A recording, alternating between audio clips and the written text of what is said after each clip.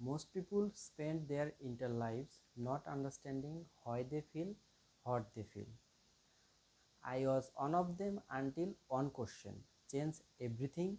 In the next minute, I will tell you exactly why I built this channel and why it might be the most important place on the internet for your mental and emotional life. But here is the things, this channel almost never happened.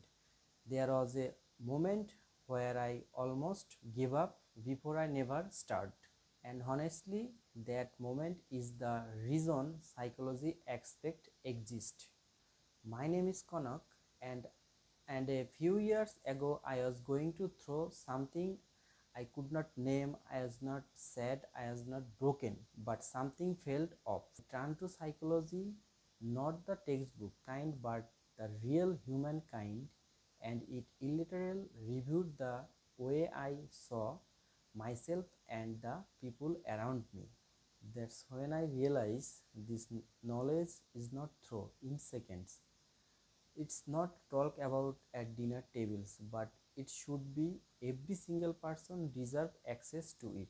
So I build psychology expect a space where real psychology meets real life, simple, honest, and human. If that resonate with you, hit subscribe. You don't need a psychology degree. You just need to be curious about yourself.